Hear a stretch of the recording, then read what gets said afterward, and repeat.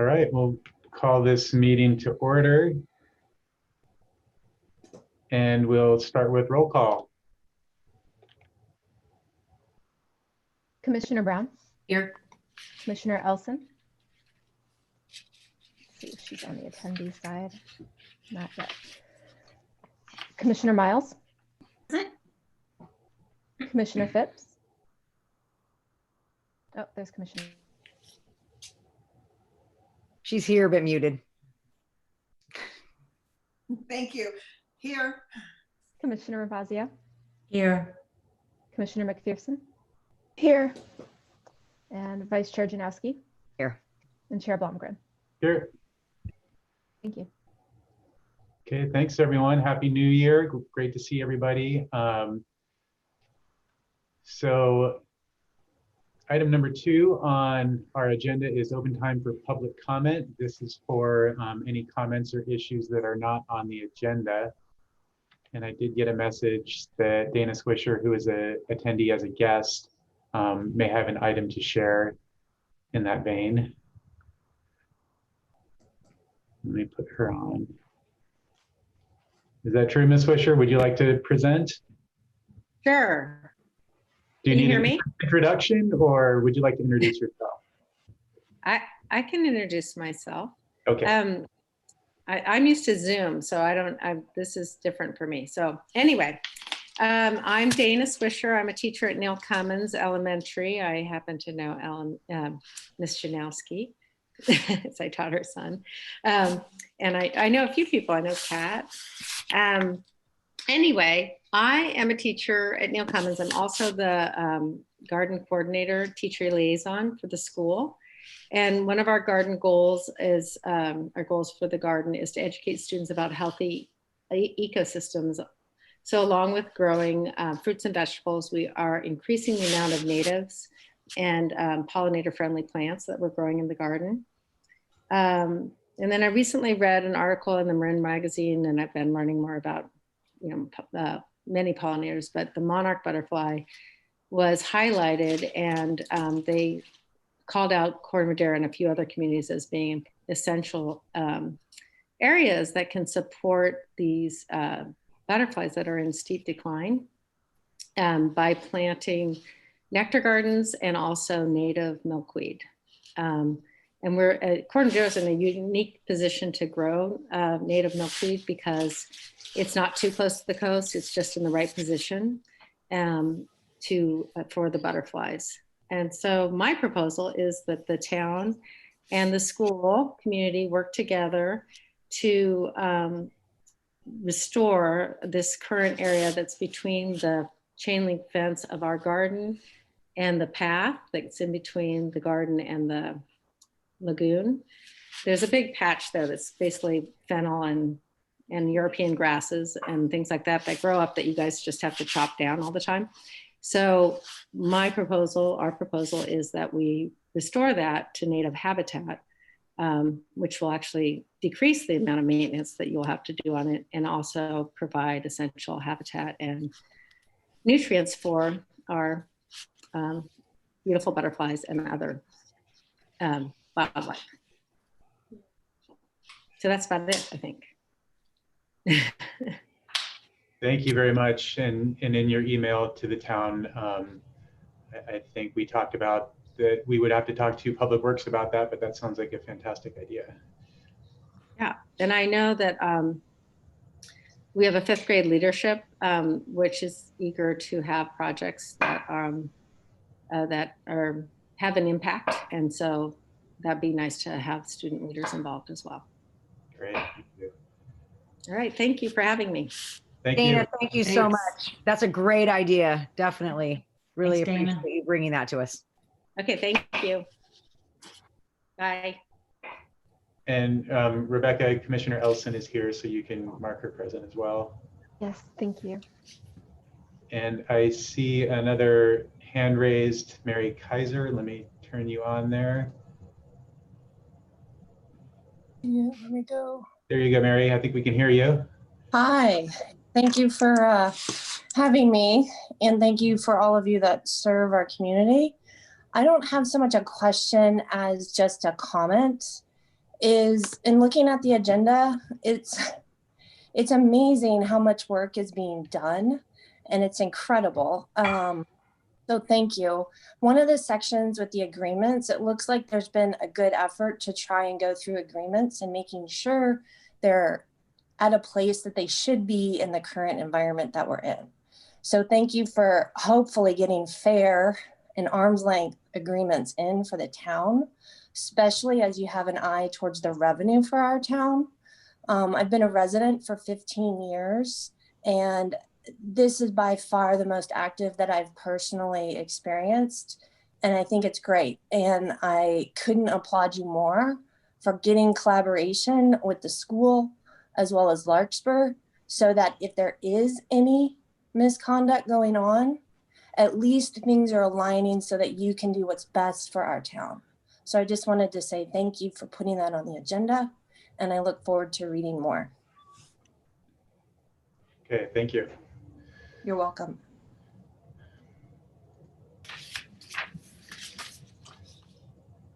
And I don't see any other hands raised among attendees. Are there any emails, Rebecca, that came through? Or Thank you.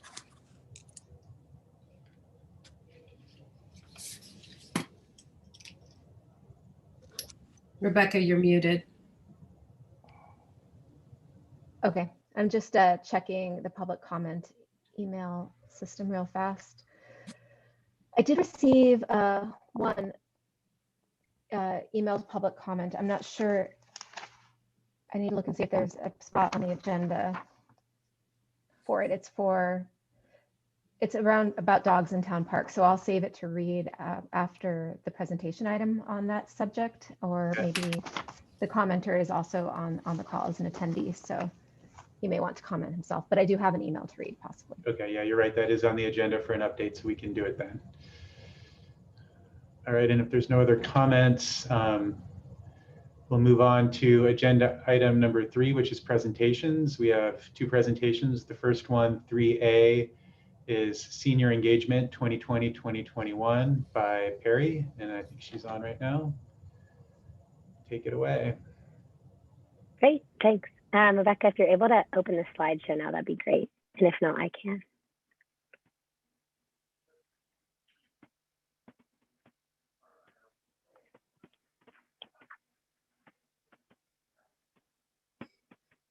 Great, thank you. Can you guys all hear me? Mhm. Great. So I just wanted to give a short few-minute presentation just with an update about some of the engagement and activities that we've been doing for the senior community in the town. Some of it you guys have already heard about our weekly calls and some of the cards that we've been giving out, but we just wanted to give you guys a little update and some visuals about some of the concrete things that we've been able to do. So on the first slide, we just have some information that you guys might have heard. We have 74 seniors currently on the list that we call either weekly or biweekly by request. We've been doing this for 43 weeks at this point, coming up on a year as COVID comes up on a year. And many seniors have really, really appreciated getting these calls every week and having someone check on them.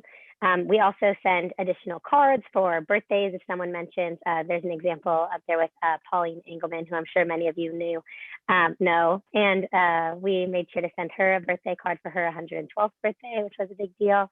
And then some other cards if someone mentions someone passing close to them, or if they're feeling sick or anything like that, we'll send little notes of encouragement and things like that. Maybe a Sudoku game if they mention that they're bored. If you go to the next one, the next slide, we'll have some examples of the list that we've been using to call the seniors.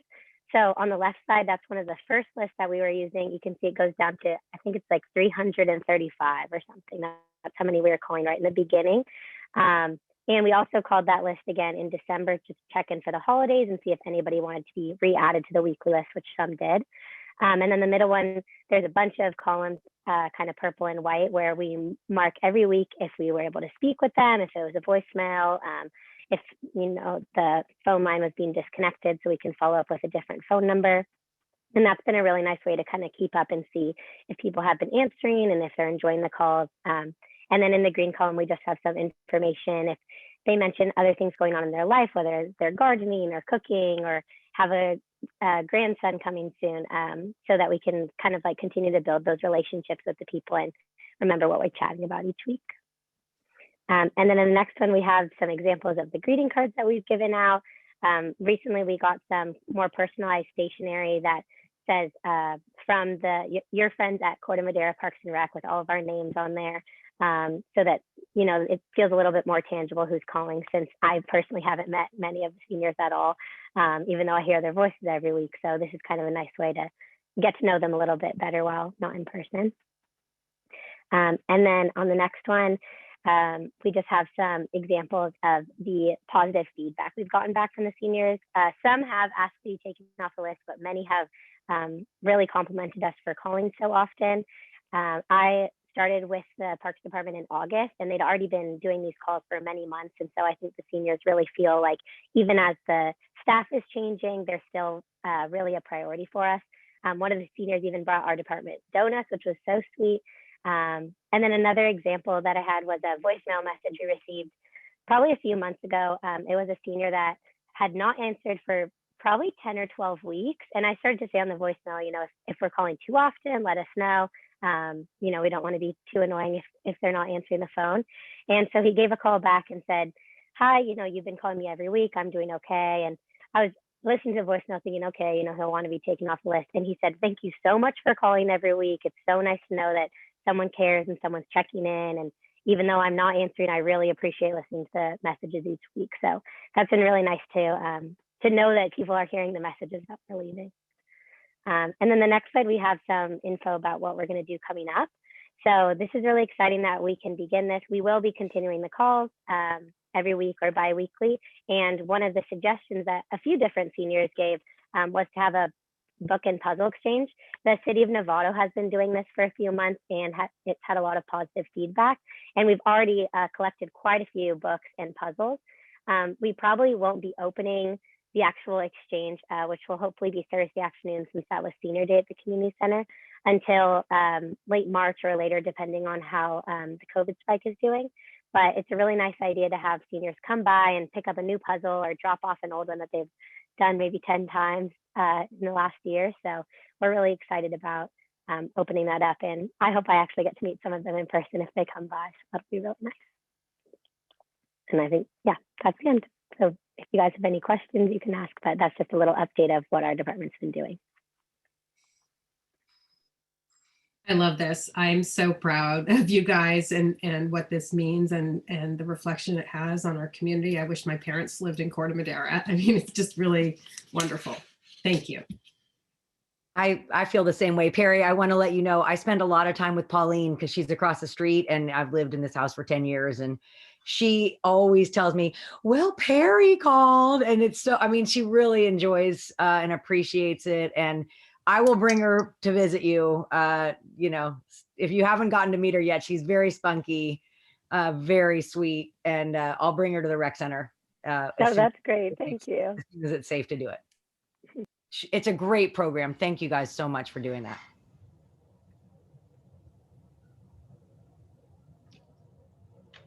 Okay, thanks so much, Perry. So we're still on agenda item 3, and after we finish the items in agenda item 3, then we'll go to the public to see if there's any comments. But Commissioner McPherson has her hand raised to ask a question. Sure. Hi. So I was just wondering if there was a way to get, for example, elementary school kids involved in this, especially the letters.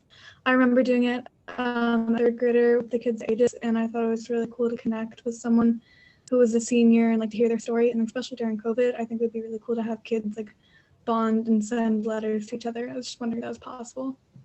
Yeah, that's a really great idea. I think that especially one of the things we've done in the last year has solidified our relationship with Neil Cummins. So I think that would be definitely something that we can bring up with them and see if that would be a possibility. Yeah, that's a great idea. My daughter's Girl Scout troop visited the Aegis retirement home before coronavirus, and people got a big kick out of spending time with the girls. Thanks, Lucy. Presentation 3B is summary of recent community feedback on dogs in the in-town park by Mike Morardi. I'm sorry if I pronounced that wrong, Mike, but he's on with us. He's the Code Enforcement Communications Manager. Hi, good evening. Thank you for the invite tonight. Ashley asked me to come in and give you the most updated information as it relates to the park in general with regards to enforcement efforts associated with dogs and any other aspect. Just to give you a little, and I haven't met all of you. I do a dual role for the town. I do code enforcement as well as I perform communication strategies for the town through our websites, etc. So I'm constantly juggling both roles. Over the past few months, I've been following and actively participating in the dog issue at the town park. I will say that the enforcement or the complaints in general are down from when we had the summer and fall months when there was significant complaints, and we made this changes to the ordinance regarding leash length and prohibition of the dogs in the lower canal. That has significantly change the circumstances. We continue to engage a certain group of members in the community that report dogs off the leash on a fairly regular basis. And not only do they report it, we see them also as town staff driving by town park, and we see that. I will tell you that in October and November, I tasked Captain Khalili with the Central Marin Police Authority for assistance with resolving some of these issues, and he dedicated Jeff Pedersen, he's who was the school resource officer and a young member of the police force, to a community-oriented policing project at Town Park. He did a fantastic job. He engaged the community. He was there every day during his shift. He made some arrests related to some juveniles and some paraphernalia, marijuana, cigarette type issues, but he also spent a lot of time educating those who live in the area about the leash law, providing warnings, and engaging those members of the community who typically report the concerns with the dogs off the leash. Unfortunately, I called Central Marin last weekend and spoke and requested some of the statistics since your last meeting to find out what type of enforcement efforts they could provide me in terms of statistics. And because they contract dispatch services with the county of Marin to provide dispatching services, the process to obtain those statistics or stats are rather involved, and they were not able to produce them to me in time. I did talk to Jeff this morning. He tells me he continues to come out to Town Park and perform extra patrols. However, I will tell you that even speaking with the captain last week, he basically said, "Hey, Mike, we are battling the pandemic, and they're not immune to what's happening in society." They had a wave of that go through the police department, which resulted in lower staffing levels and just minimums to cover basic patrol functions. So they have not been able to allocate the type of resources that they could. In past months to this, they also have upcoming retirements, and so they're actively in the process to engage and hire additional staffing. With that, the town, as a dual role employee, I do what I can, and I'm active. Any type of complaint that comes in through the town, whether it's related to the park or a neighborhood dispute or anything, I typically am tasked with resolving that or trying to help resolve that. And so my attention hasn't been as detailed as I would like it to be at the park. I have a big background in law enforcement. I did 20 years, and I have a unique service mentality how to resolve this, and I do think that there should be some level of a progressive discipline where we come out and we do a warning and maybe 2 or 3 warnings, but at some point in order to change the behavior, it's likely that we'll have to write some citations, and I know that the commission is not opposed to that. And it's like anything else. It's like I have a 16-year-old son. I told him, "Hey, you need to drive slow. You need to drive slow. You need to drive slow." And the only way to change that behavior is when he came home and said, "Hey, I got the ticket." And so, unfortunately, those real life scenarios do have to occur to change the behavior. We can all go out and issue as many warnings as possible, but unfortunately, at some point we're going to have to take a more aggressive stance. So, with that, I would like to say that I'm very happy that in December we opened an announcement for part-time code enforcement officers for the town. We've found a budget to potentially engage 2 new hires. So we implemented an announcement in local government and to solicit potential hirees. Captain Khalili, our HR director, and myself participated in the oral board panel. 4 qualified applicants applied. We've selected 2 and offered conditional job offers to 2. I believe that at least the 2 that we've selected, they're really qualified, and their beliefs and values are all aligned with what I know that, you know, Todd Cusimano, our town manager, the message he wants to convey to the community, constantly trying to serve above all else. So we've offered conditional offers to start. They participated in a background and medical screening, and a start date is potentially, or at least it was going to be the 8th of February, which is the start of a pay period, but that falls on a holiday.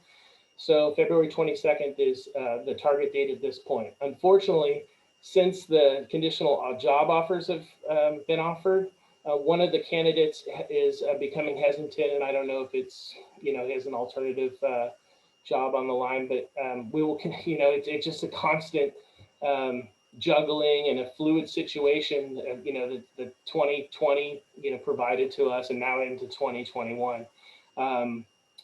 I work, part of the duties of code enforcement is to support the building department with, you know, building without a permit, or some of the building related, planning related codes that we help support. And, you know, as many of you heard, Rebecca is currently, as I am, we've been exposed to a potential coronavirus, you know, incident. And so we are taking the precautions. And so after 10 months of taking massive precautions and having 0 exposures at town hall, this is the first time in 10 months. So I take a step back and tell you and the community that, hey, you know, we're all in this together, and none of us are immune to what's occurring in society. I think realistically, with the addition of a new code enforcement officer and potentially additional assistance with CMPA down the road, when the coronavirus pandemic gets somewhat under control, I believe we'll really be able to allocate time and more energy to this at Town Park. My first goal, time permitting, is when the new employee starts in February, is to have some overlapping weekend coverage. One of the individuals that we're hiring, he lives in town, and I think he's going to be a great addition to our staff. He's open to weekend work, and I'm strongly believe that when we can allocate the resources to address this in progressive days and progressive weeks, we will be able to change the behavior.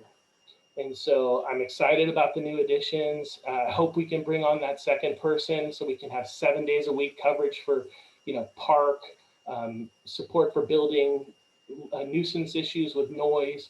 You know, we're here to serve the community, and we're just constantly trying to find ways to provide that level of service. So with that, I open up any questions that you may have for me. Thank you. I just have a quick question. Yes. So I'm a bit confused. Are the police needed for dogs at the town park, or I'm confused what they're needed for at this park? Yeah. So so people call. So the municipal code is a violation. It's a dogs off the leash, and it's enforced as an infraction. And the citation authority is actually the police authority. So we're working on implementing a process where town staff can issue an administrative citation. But you know, these things happen at all hours of the day, and the point of contact at this point, if staff is not around, is to call Central Marin Police Authority. Okay, thank you. Sure. Any other questions? Well, thanks for the update, Mike. That's even before the enforcement folks are brought on. I've heard that there's been a substantial reduction in incidents and problems, and just the presence out there and the education has done huge steps. So I really appreciate it. Yeah, you're welcome. I have just a question if I could. Yes. I'm wondering if you're getting any reports at all of problems within the dog park, or once people get in there and get their dogs off leash, are things pretty much okay, or are there issues there as well? I have not received one complaint about any incident within the confines of the dog park, and perhaps I could ask Ashley if perhaps she's heard anything. But I mean, the only complaints I've heard is about the ground cover and just wanting a better softer environment for the dog. So perhaps you can answer that, Ashley. I'm not equipped to answer that. I apologize. Sure. Other than what Mike alluded to with the just our winterizing operational plan is the observation that children along with dogs or children without dogs are also being sent into the enclosed dog area to play. So that's something else that has been expressed a couple of times from the community members. And I would just like to add also, we're working with potentially adding additional signage and additional messaging. I don't know if you saw 2 weeks ago, we put a new update in the last Corte Madera Chronicles, and we're going to continue to reach out to the community and ask for compliance. And my first draft of that message was basically like, please, I'm pleading, please. The last thing we want to do is have to write a citation, and it's really about personal integrity. And I think if we can just continue to reinforce the positive and the good behavior, that people will join, and hopefully we can resolve this, and you won't field any complaints, and neither will I. Thank you. So before move to the public, any other comments from commissioners? Okay, I see one hand raised from James Jordan. Let me get you on here. Okay, James, you're on. Good evening. Good to see you again. I'm James Jordan, Mohawk Avenue, Corte Madera.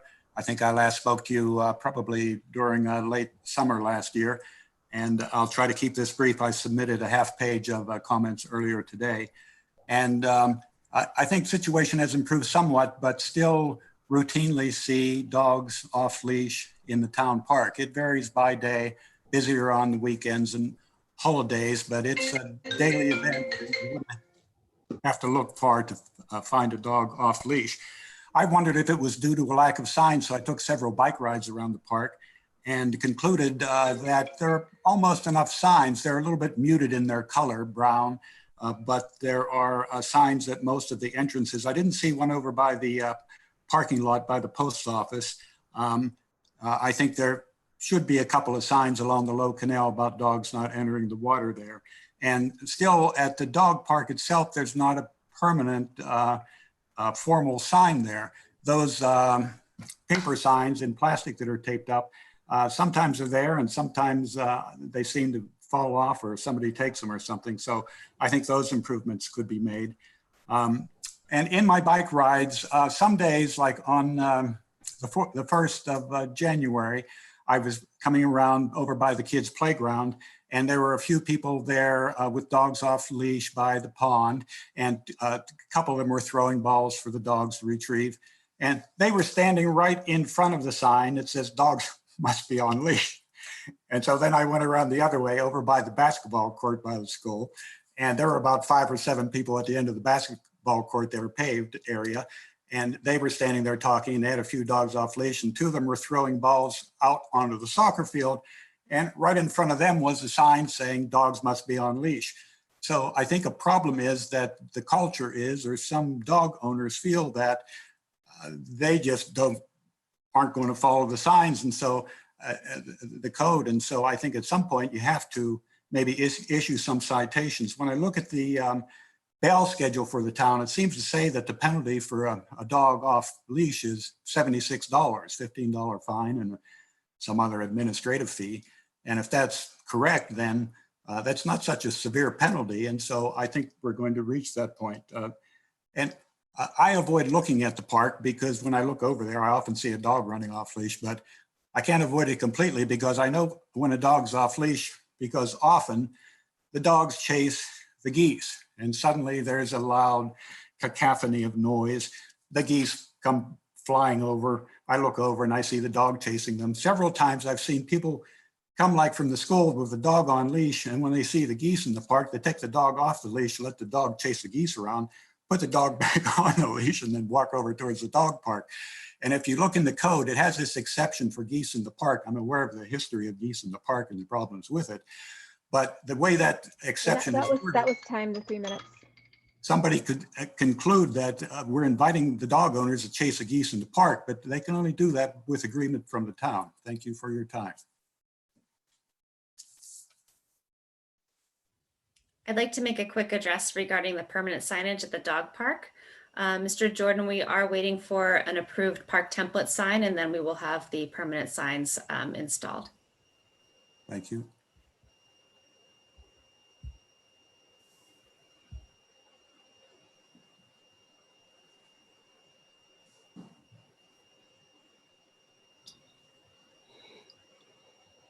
Nate, you're on mute. Sorry. I don't see any more hands raised of attendees. Is there anything else in email for either Perry or Mike's presentations?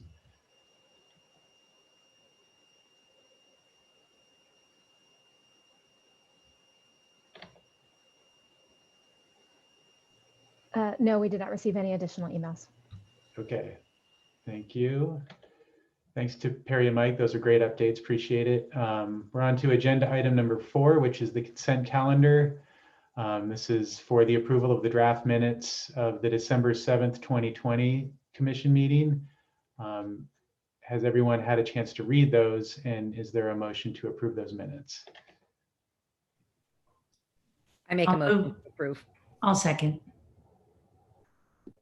Do we need to vote, or can we mark those as approved? We'll vote. Commissioner Brown? Yes. Commissioner Elson? Yes. Commissioner Miles?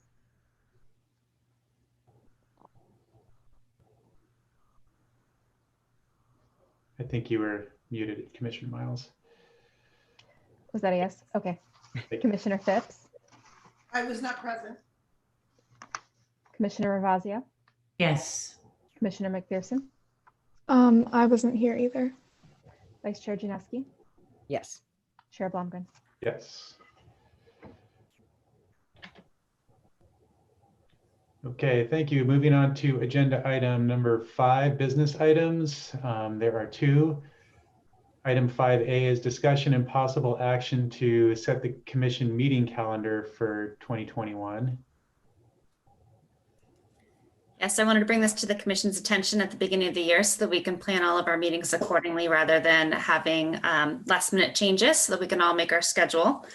In review and looking at some of our holiday dates, the Parks and Recreation, excuse me, my recommendation is to review and discuss the dates for possible personal and seasonal conflicts. The Parks and Rec Commission is assigned to conduct its regular meetings on the 4th Monday of each month, but some of our Mondays have additional weeks as well as holiday conflicts in the same week. So there are no actual direct holiday conflicts with the 2021 proposed meeting dates, but the commission may consider moving the meeting dates for March, May, and August and November, as there are 5 Mondays in those months, or you may keep them the same. Providing the flexibility to meet a week earlier or later, depending on availability of any commissioners. Staff recommends that the November 22nd meeting be moved a week later to Monday, November 29th, due to the Thanksgiving holiday on Thursday, the 25th. And staff also recommends cancellation of the December 27th meeting due to the anticipated holiday office closures that are usually made by the town.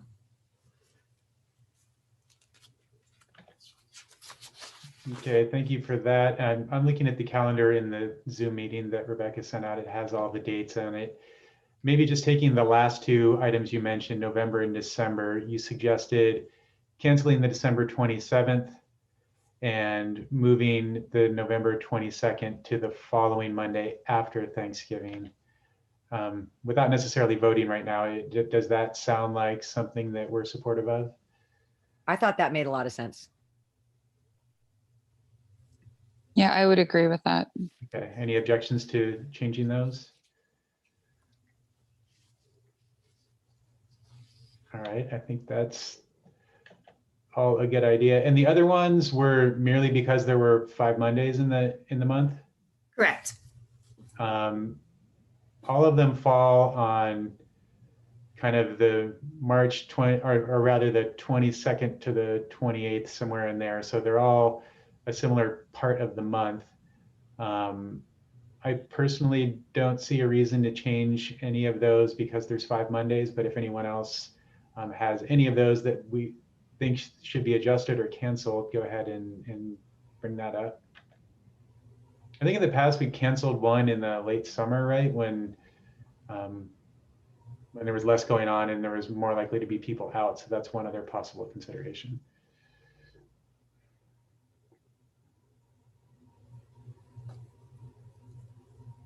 Any thoughts on changing any of the existing Mondays?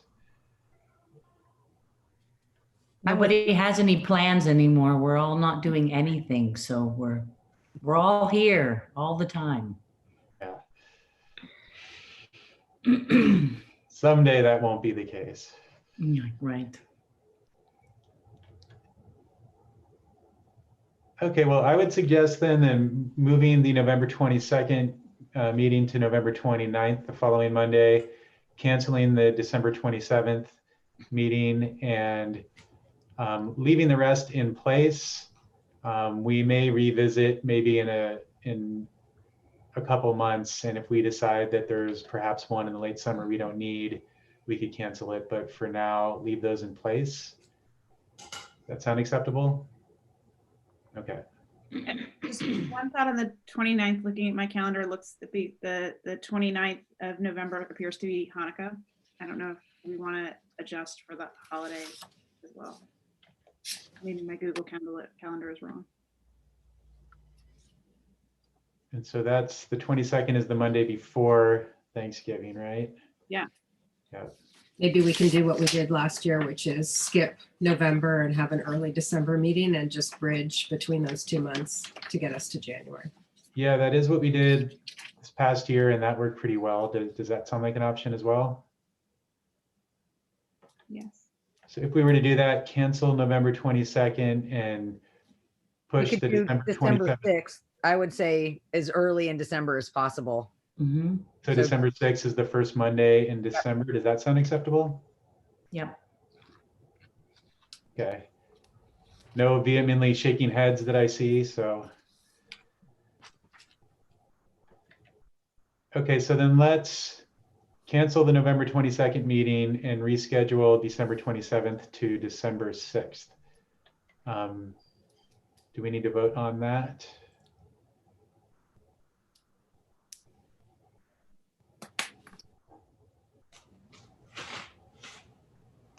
We can. Just do a roll call vote real fast. I think we need somebody to make a motion to cancel November and change December to the 6th. I make a motion to cancel November and change December to the 6th. I'll second it. Thank you. Commissioner Brown, Yes. Commissioner Elson, Yes. Commissioner Miles, Yes. Commissioner Phipps,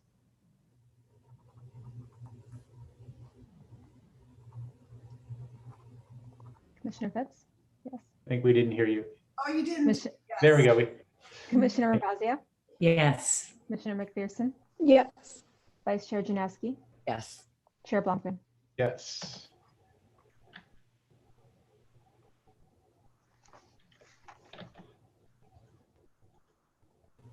Let's see. Okay, thanks for that. The second business item in agenda item 5 is 5B. And this is a discussion and possible action to determine installation location for the restored park name sign at Skunk Hollow Mini Park. We've completed the update at the mini park, and if you guys haven't seen it, it looks great. A lot of people are using it. And there's the kind of the old historic sign that's been there marking the park since I was a little kid that I remember. And rather than throw it away, there was a little nostalgia for it. So we wanted to look and see if we can tuck it away somewhere in the park and keep it, in addition to a new sign that would be street side. Thanks for the lead in. Yeah. Regarding discussing a possible location for the restored sign, recommend that the commission reviews and discusses possible action to determine that location based on the examples provided at the Skunk Hollow Mini Park. The background is that the park was concluded in November 2020. It was a project that was managed by Public Works, and it included adding a number of amenities, replacing the old outdated play equipment, putting a new play structure, adding a swing set, a dedicated water and play area, improving picnic areas and seating, and replacing a perimeter landscaping. And during that project, the old park name sign was removed to allow installation for the low perimeter fence, which you'll see along the driveway area. And that sign was cleaned and repainted by Public Works staff with the intention of reinstalling it at the park. And we have the restored sign in attachment A if you want to have just a recognition of what that looked like. It is a wooden sign. And you can see what it looked like beforehand as well as when it was restored. And the idea is to keep that nostalgia of that old Skunk Hollow mini park because it does have the cutout skunk. Otherwise, we have removed any kind of skunk reference, and it would be nice to be able to keep that. So the idea is to identify an ideal location that it could be kind of in the background of the park. So it's not interfering with anything that's visible from the street, which will be our new approved park sign with the operational hours, but that it also is within the background, so it's not considered a play element, so kids aren't going to be climbing on it. And so there's 3 different locations for you to review in the attachment. And on January 5th, the executive committee of Chair Blomgren and Vice Chair Janowski and I met on site to look at a couple of different locations to propose to you. And thank you to our chair who modeled the locations within the park area. We have 3 that we'd like to propose to you with a note that the executive committee suggests location number 2 as their personal favorite, having been in the park and seeing how it's being utilized. So if you look at attachment 2, there's the overall kind of the conceptual rendering that gives you an idea what the park looks like, and then the actual picture of it. And then it goes into identifying the 3 locations with Nate's arms outstretched. So if you picture the old sign restored within the wingspan of Nate in those images. Would it be helpful? Ashley, would it be helpful if I shared my screen? Yeah, would you mind? Yeah. I think this is something we can probably decide here and now if we all have a look at it. It'd be helpful for anybody watching the recording too. Yes.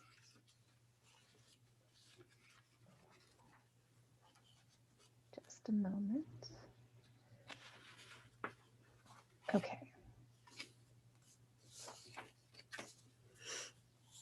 All right, which screens did you want to show? So yeah, if you could show that. So there's the image of the Skunk Hollow Mini Park restored sign with a cutout skunk. It's 2 feet wide by 3 feet tall. And then if you scroll down a little bit, you can see what it looked like previously before the restoration of the park area. And then on the next page is the two images that show the entire park area. One's the conceptual drawing with the 3 locations marked out, and then one's the actual picture of the park now that it's restored. And then we go into the different locations. So location 1 is at the most exterior portion of the park. All of these locations are in the northern area, closer to the seating. It was something that you could see from the street, but it definitely didn't look like it was supposed to be the main park sign. And then there's the second location, and that's closer to the play area and picnic area, and visible from the play and the water and play sand area. And then location 3 is adjacent to the current bike rack that can be relocated and between the 2 picnic areas.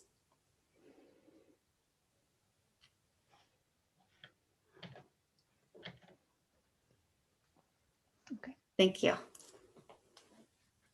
So staff recommends that the commission review the 3 locations proposed by the executive committee seen in attachment 2 and consider determining a location for installations this evening. I would like to say that we should go along with your recommendations. I think any of them are fine. And if you visited the site and looked at it and chose the best location, I would fully support that. I agree, and I also agree with your plan to clean the trash receptacle and move that someplace else.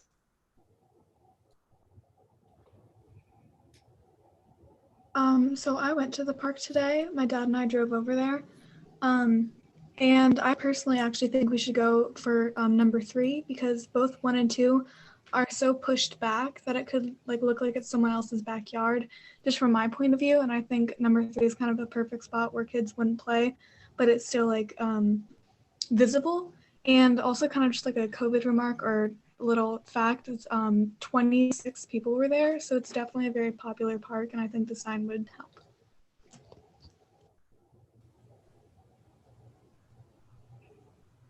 What was it about the second location that you guys liked? I think if I'm remembering correctly, we didn't want the old sign. Lucy, this kind of to why we didn't like it at the bike rack area is it's a little close to the new sign.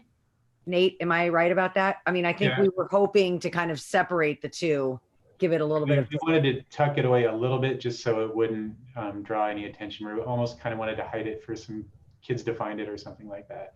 But you're right, it's not as visible back there, but we kind of thought it would be nice to have a little relic in the back of the park and have the main new sign at the front of the park. Another thing to note in the corner that's closer to where the third location is there's already kind of a dedication memorial there. So it's nice to kind of sprinkle things throughout the park area for people to look at. And if we're standing in the, by the front gate or on the front walk where most people are going to be walking up to the park, it's nice to be able to have one sign and clear communication. And that would be the new sign with following the park template that would be right by the entrance. I don't know if this is possible, but when I went to the park today, the very left side of the park on like the opposite side where the pictures are, it didn't look like there was many signage or much going on there. So maybe, I don't even know if this is possible, just a pure idea. Maybe the sign could go over there. Yeah, we looked in the grass as well. You mean beyond the grass on the left side? I mean like going up the hill next to the swing set. Yeah, we didn't take any photos there, but we kind of looked all around the park.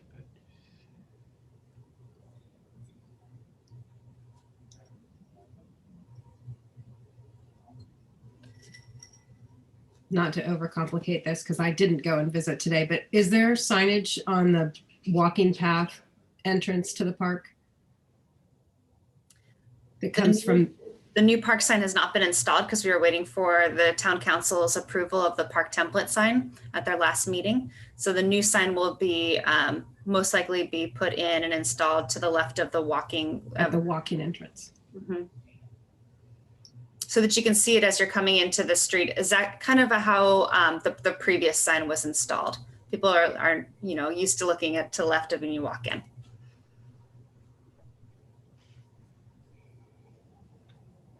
So any other strong opinions, any one way or the other about where to put it?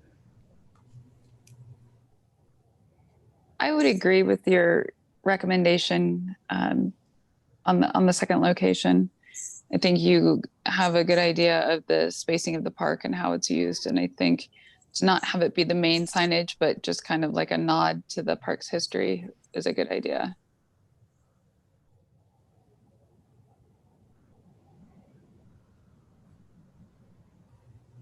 Any others? Should we do a vote or leave it to park staff based on input from this call?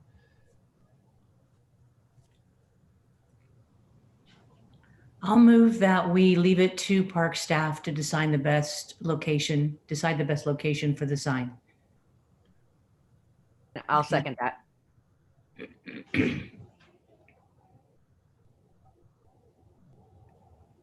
Okay, based on a vote, then Ashley and park staff will take the input they've gotten here and place the sign. Commissioner Brown? Yes. Commissioner Elson? Yes. Commissioner Miles? Yes. Commissioner Phipps? Yes. Commissioner Ravazio? Yes. Commissioner McPherson? Yes. Vice Chair Janowski? Yes. Chair Blomgren? Yes. And if it doesn't end up, Lucy, in one of the places you mentioned, I do appreciate you going out there and your input. Thank you. Oh, I realize we didn't call on public comment for that item. And we don't have any attendees raising hands. Anything else in email? No, we did not receive any emailed comments about this item. Okay. Okay, so that finalizes number 5 business items. Now moving on to number 6, staff update and commissioner reports. So we'll start with the director update.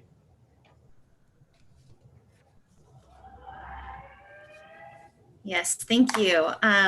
Well, just kind of going out, I've got a couple of different things that are on my list that are requested by the commission to have ongoing reports. The first one is the weekly communication outreach, and that was shared in presentation 3A.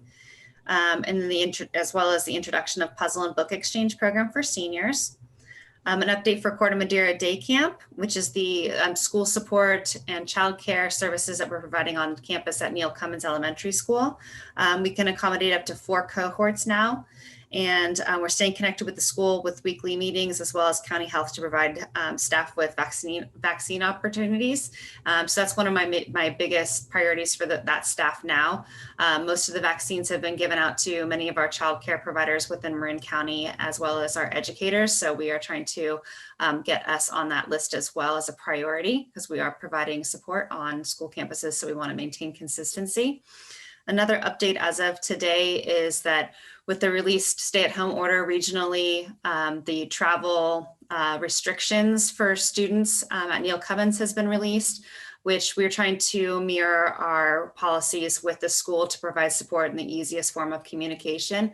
But we want to make sure that we're also noting that we heavily recommend that students and families continue to not go out of the area, because that is going to be able to keep our staff and our participants as safe as possible. So heavy recommendation to continue to follow those policies. Shelter in place violations and concerns. So unapproved group activities.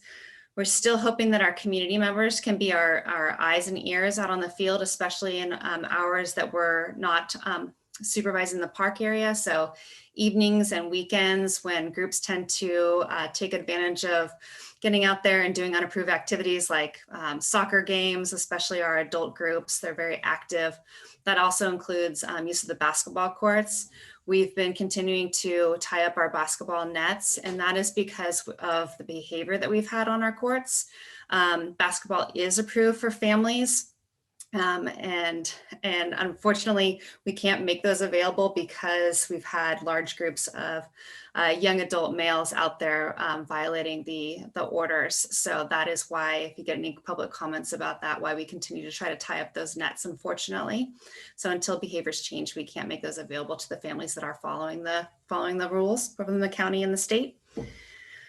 So if anybody observes a violation, and that includes any of the dogs off leash or dogs in the canal, we really stress that we'd like the community's support in calling Central Marin Police Authority, so they have the authority to go out and cite and make changes.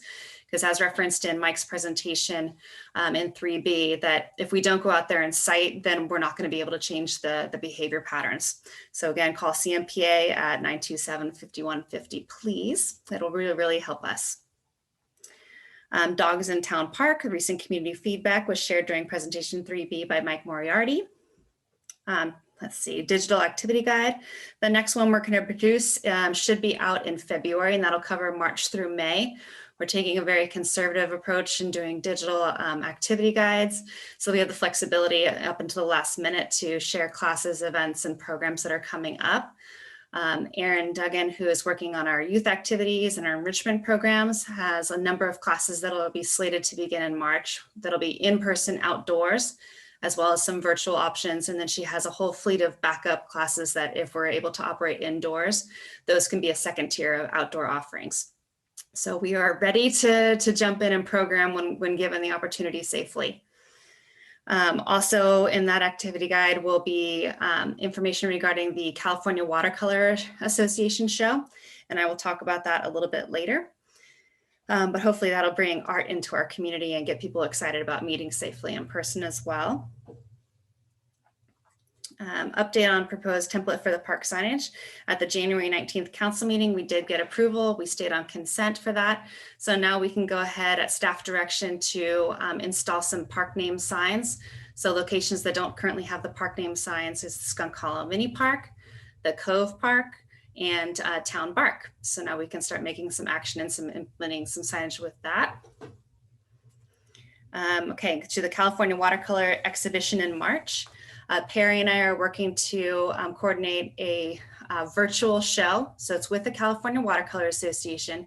And a couple of weeks ago, I did share the national show that the CWA is putting on, and it's beautiful. And I'm so impressed with their website and how the images and pieces look, that if our show looks, you know, any percentage of that, it's going to be super professional. And our goal is to have 1 week of exhibition in person, given any restrictions from the county.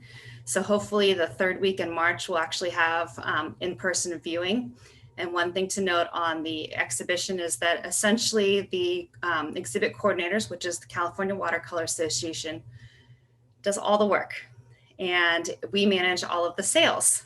So we broker the sales at a 30%, and we collect the W-9s and we issue the checks, and we work with the community on who wants to purchase it. So not only is it something that can be really, really neat to bring to our community, but it can also be something that can be revenue generating for us.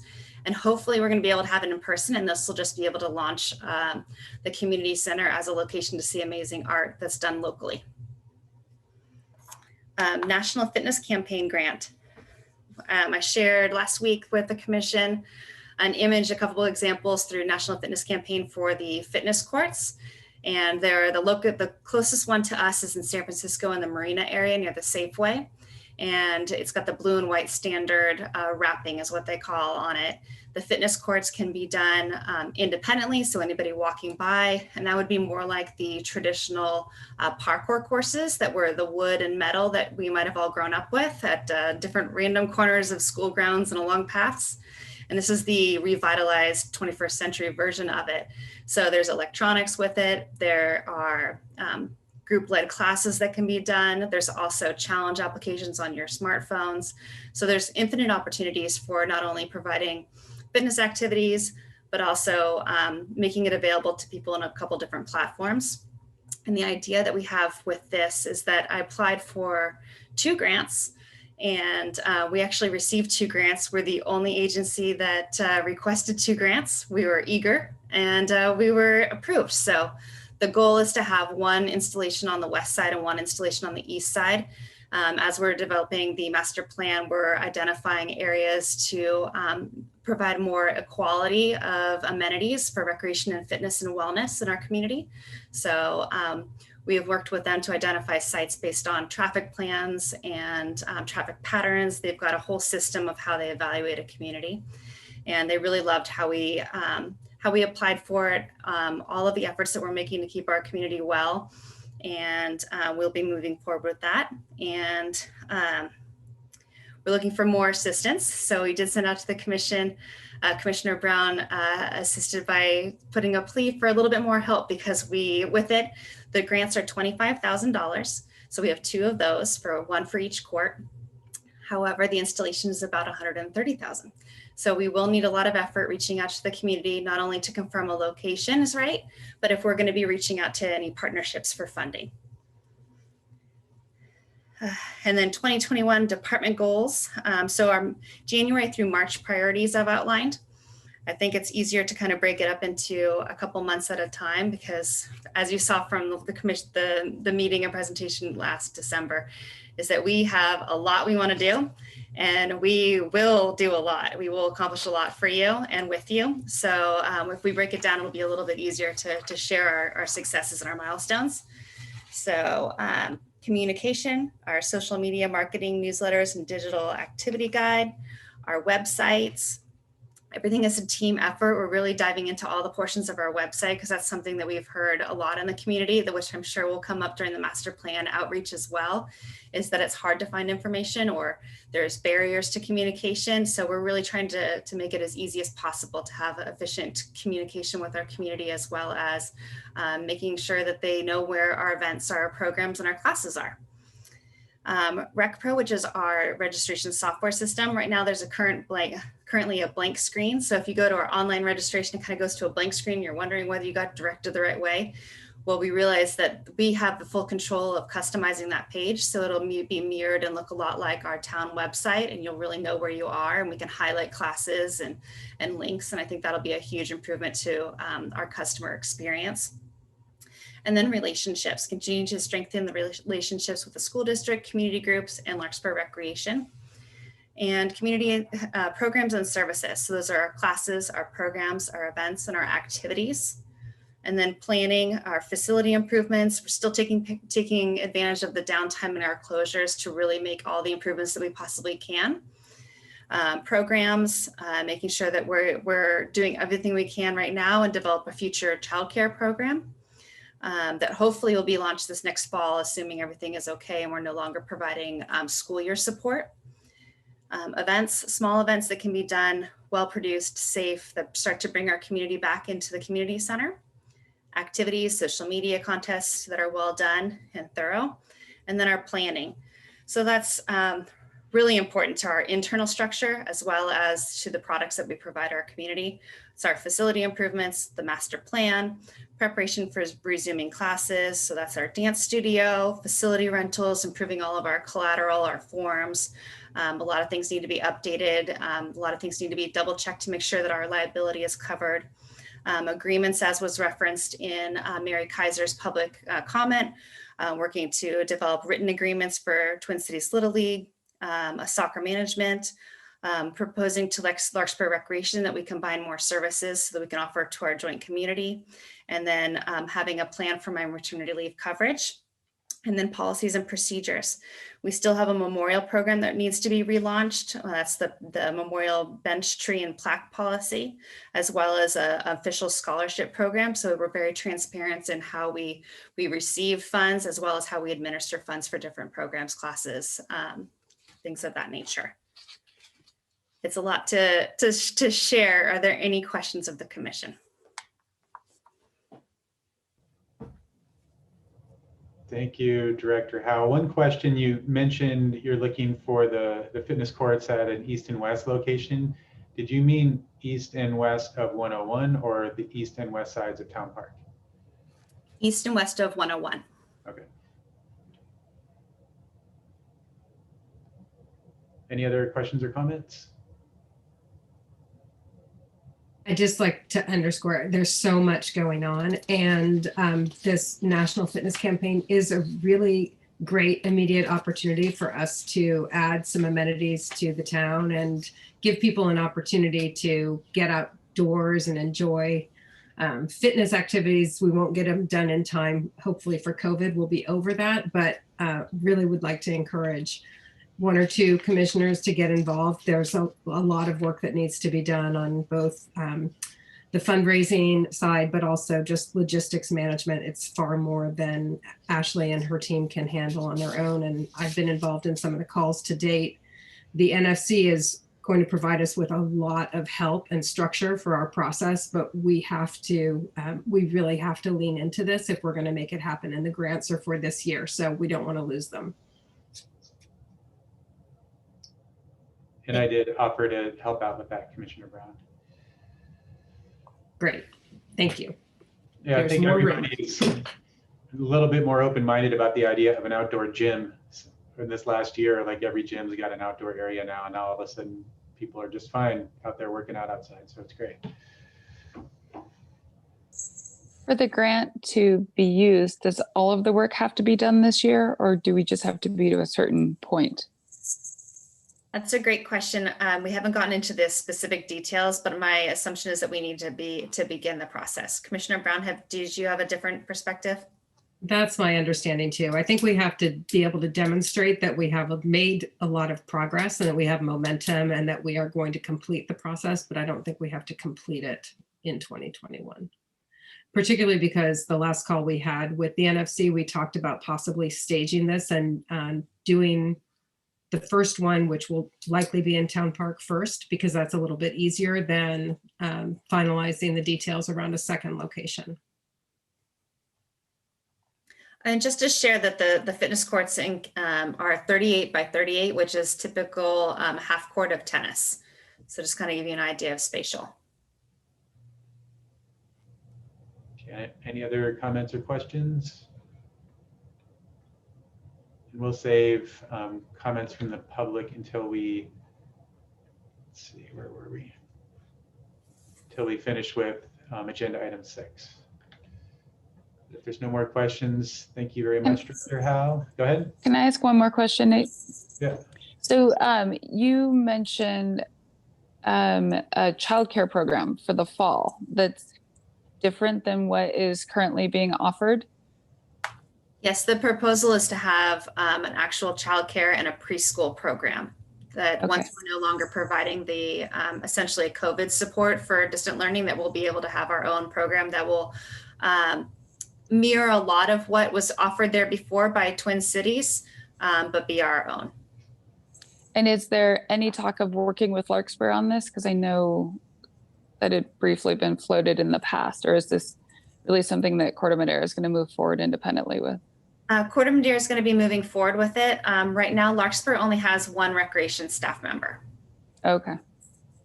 But that's why also why it's there, one of our priorities as far as collaborations, because we really want to include that coordinator, that supervisor into our programming so that we can offer things together. Oh, great, thanks.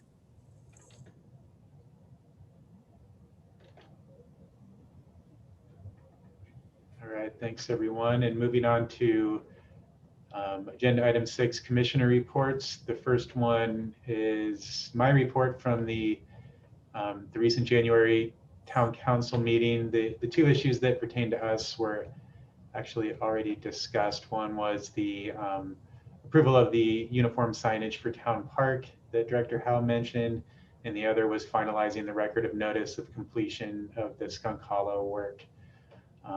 And that was done as well. Nothing else for Parks and Rec. And then the next item was the Executive Advisory Committee about the restored sign, which we already discussed at Skunk Hollow. And that brings us to the Town Park Master Plan Committee for a progress update. Okay, a couple of updates here since we last met. On the master plan process, we are close to being ready to field the community survey. We're going to issue an RFP to consultants to get some help in implementing and analyzing the data from the survey. So hopefully that RFP will be issued in the next week or so, and we'll be able to quickly get proposals in so that we can keep momentum going. I did see that in the last community newsletter that there is another community survey that's going to be going out soon. I think it may have been related to Project Home Key, but I don't recall off the top of my head, but I'll want to make sure that we coordinate when we're trying to reach out to the community so that we optimize our response and don't confuse people. So that will be coming soon. On the Town Park Plaza, which I gave an update on last time we met, we've made some great progress. So since our last commission meeting, Director Howe and I presented at the Town Council and shared what we were planning to do with Town Park Plaza and got a lot of positive reinforcement and comments around that plan.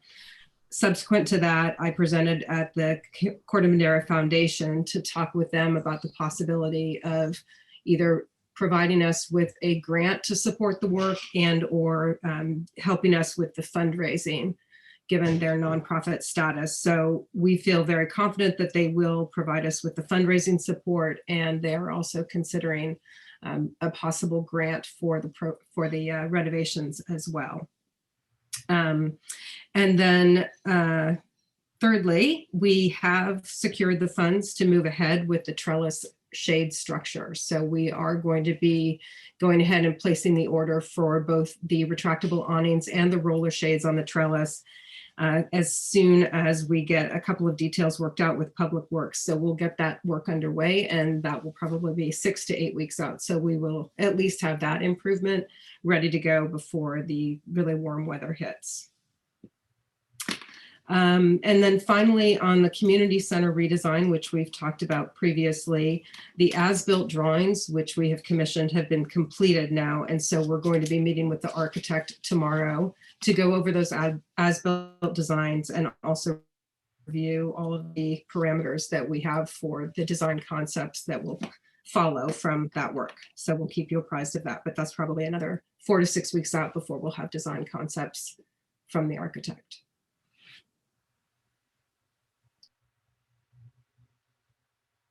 Thank you for that. Any questions or comments on the master plan? And my wife and I had dinner there and at Cafe Verde the other night, and I was describing to her what our plan was, what our hope was to do to that area, and she was just dumbfounded at what a huge effort and improvement that would be. She thought it was a great idea. One technical change that I'll note for the next agenda in February is that I need to edit the town park master plan to reflect Parks and Recreation master plan. Sorry, I didn't catch that earlier. Neither did I. That's great. Thank you. Okay, so thank you, Commissioner Brown, for that update. And now we can move to any individual commissioner updates, anything that you want to discuss or bring up. I have just a couple things. First, I really want to thank Louise Brown for her leadership in this whole area, this committee that I sit on and give my ideas to every week, and then somehow things actually are happening. It's really wonderful to have Louise on our council, and I hope everybody really appreciates that she is carrying the mother load of the work. I was invited to be a participant in a discussion for the Marin Food Council on community gardens and community food production. And I don't know if anyone else, I wasn't aware of this myself, but Corte Madera is the only municipality in Marin County that does not have any community gardens. And there are 130 in the county, and yet Corte Madera has 0.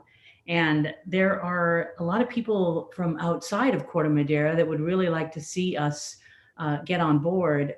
But I think the problem is that, you know, that old saying, twice burned, once shy.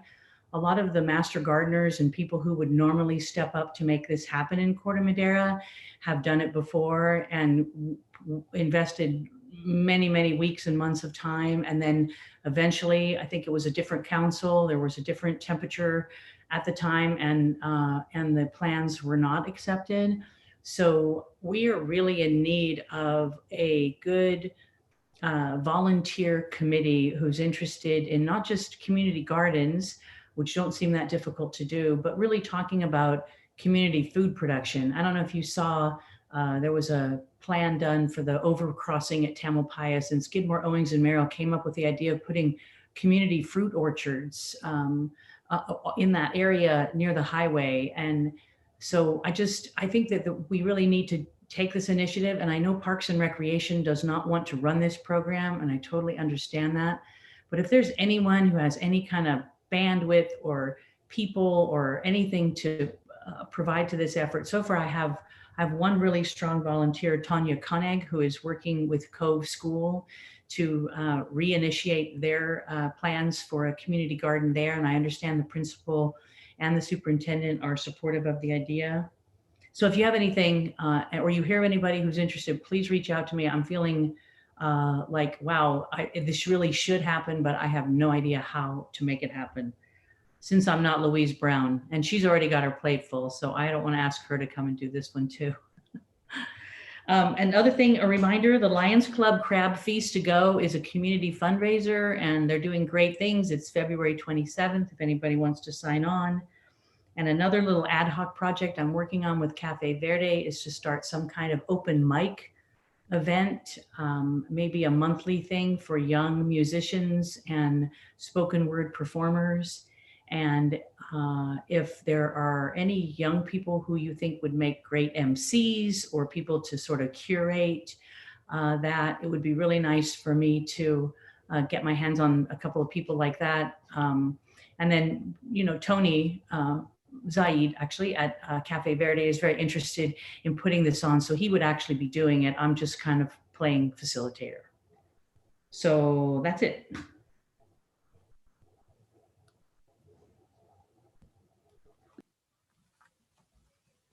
Thank you. Any other commissioner updates?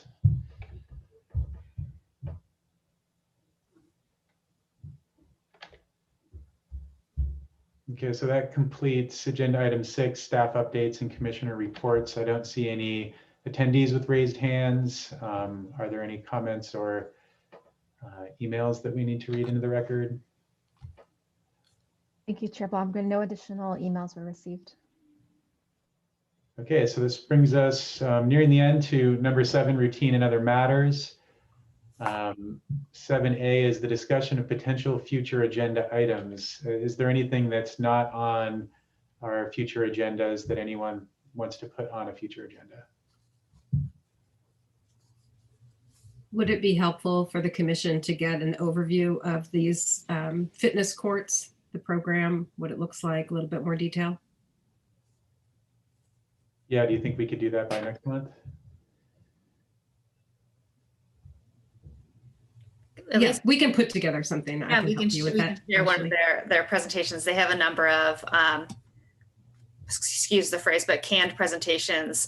They've got everything ready for any of the agencies to just insert their information. They're great. They've got a lot of organized information. So we'll present at least what they have to share and kind of introduce people to the concept. Okay, sounds good. Any other items?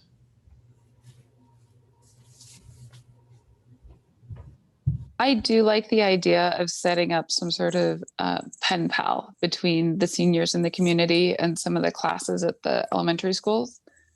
I think it would be a great opportunity for both sides.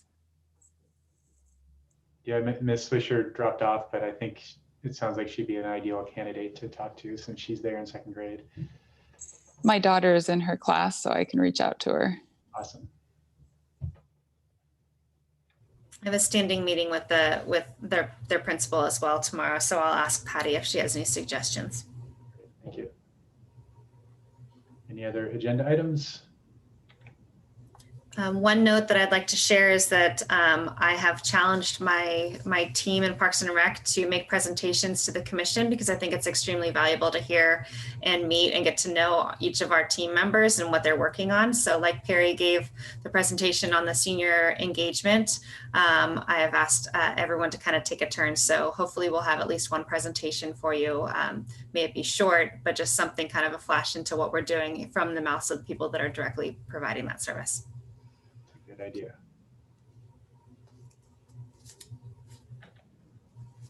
Okay, then the last matter was items for yearly review, and the only thing on there was the commission meeting schedule, which we already addressed. Town council meetings for February is Commissioner Phipps. And that brings us to number 8, adjournment. So our next regular meeting is scheduled for February 22nd. And with that, we are adjourned. Great to see everyone, and thanks very much. Thank you all. Thank you.